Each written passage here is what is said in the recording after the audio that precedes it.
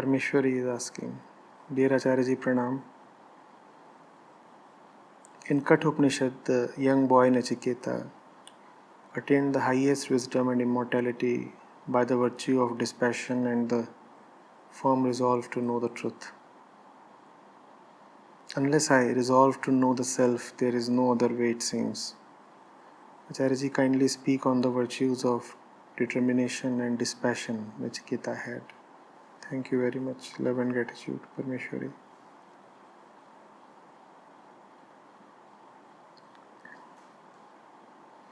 Yes, obviously, Nachiketa had determination and dispassion.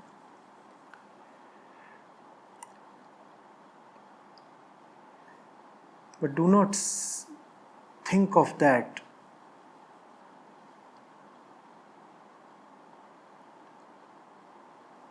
as merely the stuff this boy exhibited in front of the death god.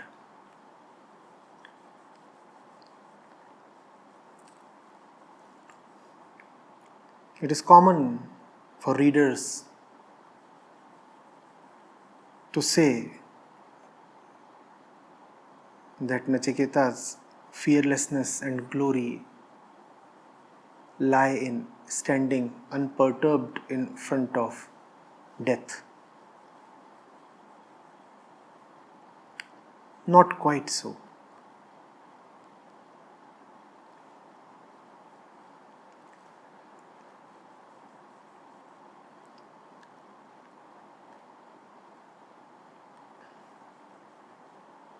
The story of Nachiketa is more flesh and blood. The story of Nachiketa is more like our own story.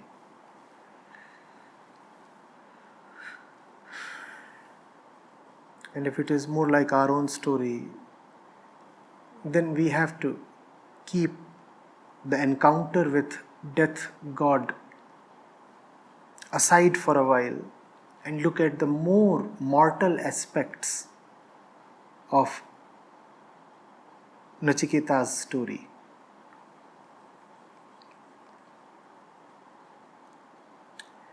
Nachiketa is a mere boy, dependent on his father.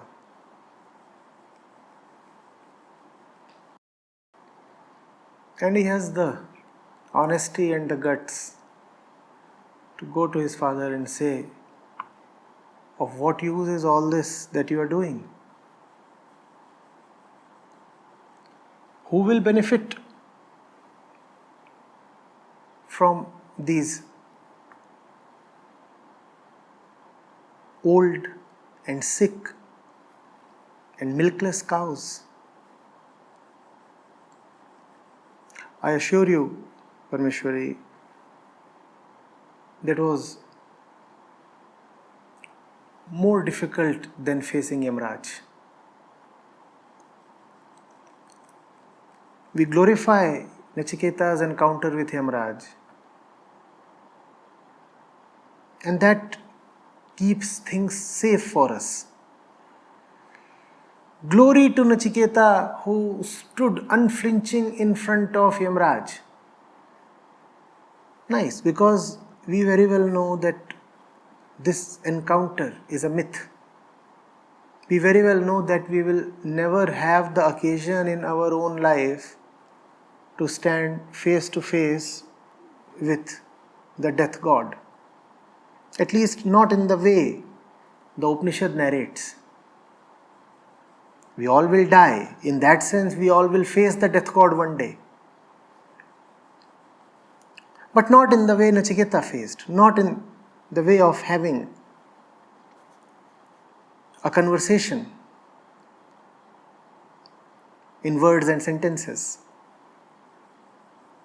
So, nice and safe. Say, glory to the one who can stand unflinching, unflappable in front of Yamraj. I'll put it differently, Parmeshwari. I'll say, glory to the one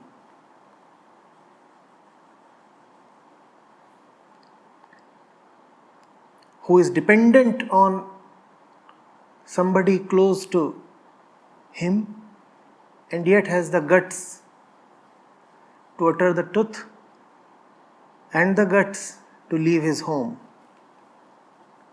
That's where Nachiketa's glory really lies. Yamraj is fictitious.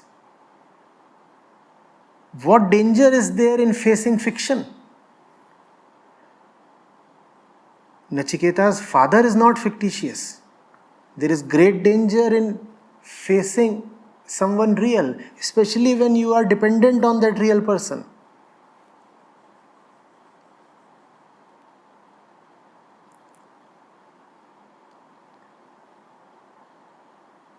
And at first, father, who is an influential person,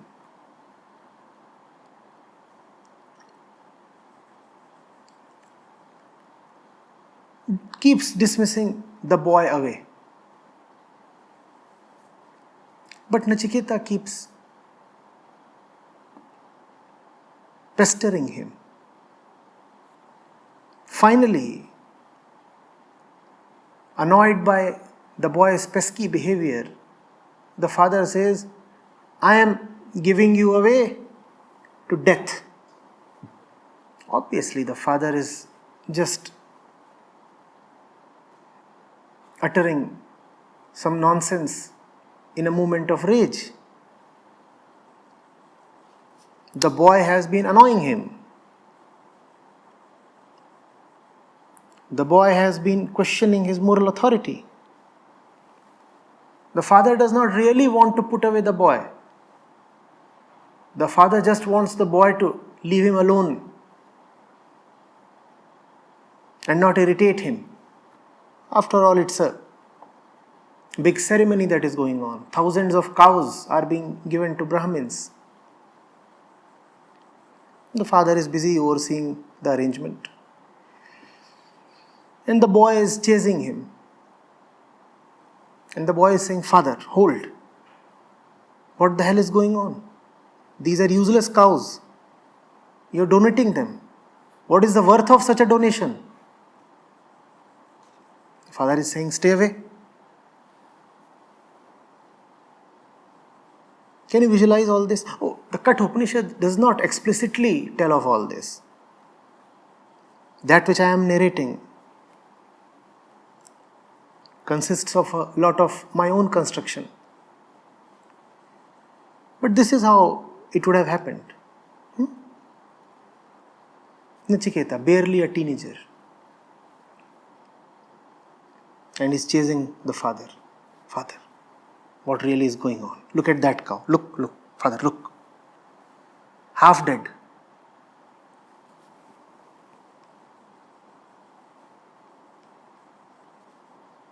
So the father says, you keep shut. The boy does not relent. Finally, father says, I am giving you away to God. Death God.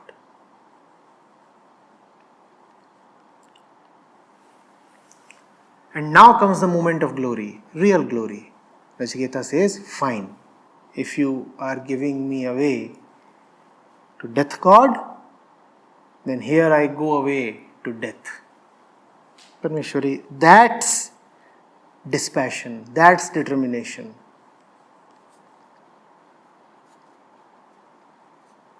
After that, what happens is smooth and natural. Nachiketa has already cleared the big test. Facing Yamraj is the smaller test. Having cleared the big test, obviously he'll emerge with flying colors in the smaller one. The big test is to leave the home. The big test is to give up all dependency. And after that, obviously, you will be blessed with the truth. And look at Nachiketa. The first thing he asks Yamraj is, let my father be all right. Please bless my father. Please don't let him stay angry.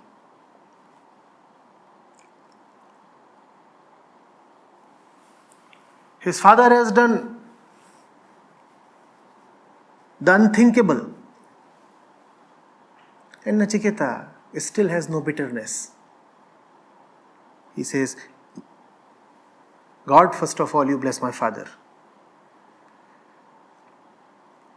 About truth, he asks right in the end. That's his final query. What does he ask?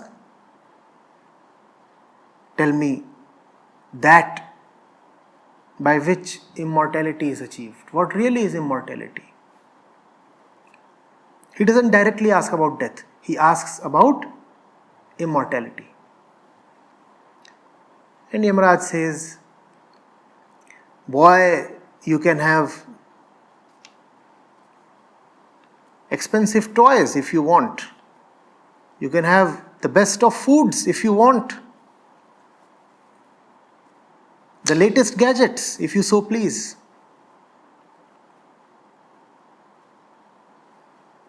A brand new car for you, along with the driving license. It doesn't matter if you are underage. I am the death god, you see. All that Nachiketa could be tempted with was tried. It failed on him. Parmeshwari, that's the test. All the knowledge that you find in the Upanishad is easy to get once you have overcome dependency, once you have stayed true to yourself, once you have won over the craving for security, stability, the confines of a comfortable palace,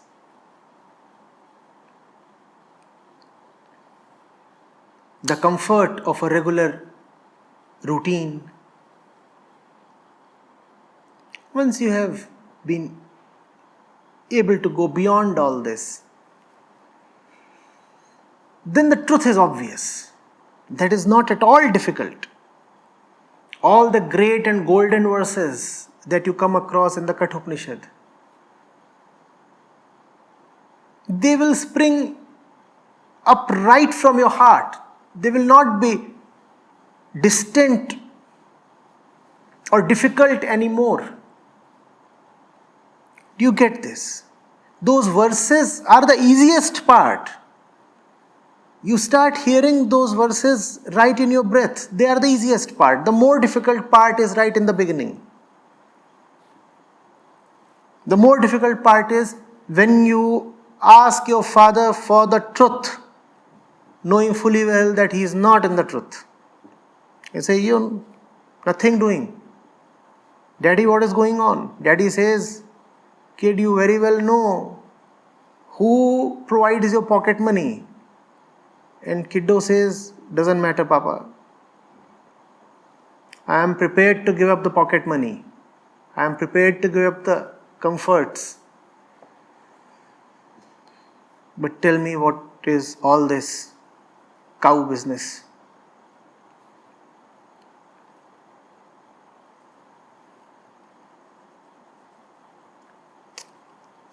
The trouble with most of us, Parmeshwari, is that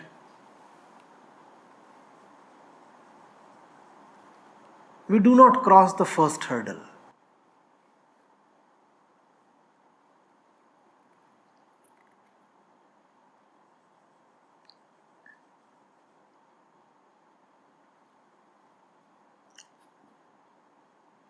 The death god did not chase Nachiketa. Yamaraj didn't penetrate into Nachiketa's home, his palace. Nachiketa had to take the decision to go beyond the confines and comforts of his home. And then was born an Upanishad. To me, the Upanishad was seeded in the moment Nachiketa accosts his father.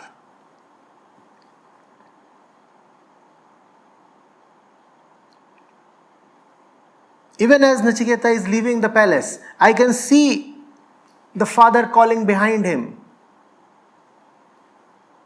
"Son, I was just joking. What the hell are you doing? I didn't mean it." Nachiketa is saying, "It's done. Deal closed."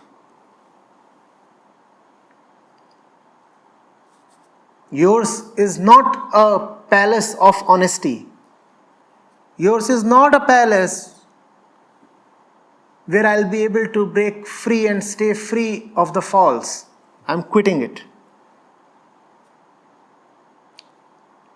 The father would have initially thought that the son is just kidding. Kid's kid.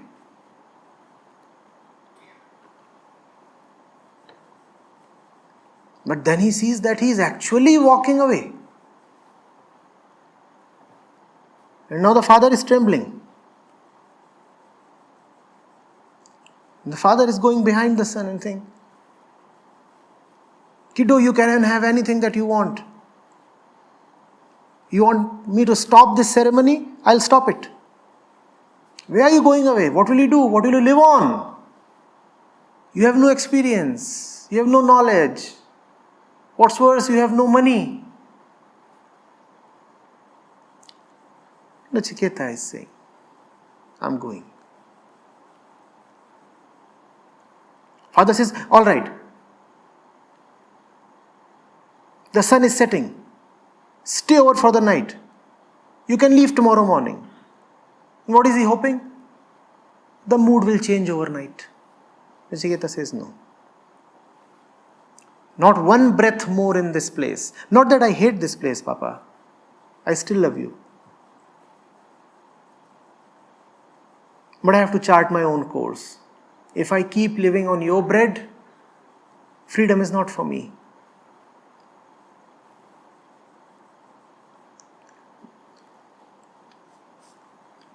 That's the Upanishad Parmeshwari.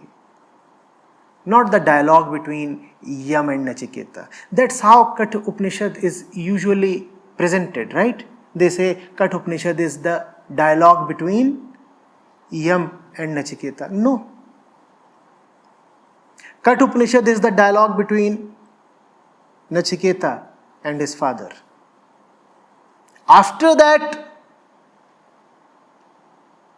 the dialogue that ensues, I say, is natural. It will happen because the bigger hurdle has been crossed. So the next thing will happen. First things first. But the world does not want to put emphasis where it is really due. Emphasis has to be put on the first few verses of the Upanishad. Emphasis has to be put on the opening scene. That's where the Upanishad is really contained. Here is someone who, in spite of his raw age, inexperience, and dependency, and emotional attachment, is still not prepared to come to a truce with the false. Once he has known that he will not get the truth where he is, he just crosses over. Crossing over, he meets death. It's symbolic. Do you understand this? That which we call as life, we have defined it as being within the four walls of our house, right? We say, "I live in my house." Don't we say that? So where is life? In the safety of the house. So outside the house is death. That's what Yamaraj represents. The discomfort, the insecurity that a dependent one encounters outside his house. No Yamaraj factually exists. Nachiketa is a fact, a boy in flesh and blood. In the sense Nachiketa is a fact. Yamaraj is not a fact. No Yamaraj came to Nachiketa in flesh and blood. Yamaraj is a symbol. Symbol of what? Symbol of the insecurity that awaits you when you leave your house. Inside the house, you say, is life, right? The house you sometimes refer to as a living space, no? A space where you live. So outside the house is death for you, especially if you are weak and dependent. So outside is death. Oh my God, everything is unknown. Strangers are there. Who will feed me? What will happen to me? That is Yamaraj. That fear is Yamaraj. Nachiketa leaves his home and encounters that fear. That is his dialogue with Yamaraj. Are you getting it? Anybody who is truthful will have to cross over. Once you cross over, obviously you will meet the one on the buffalo.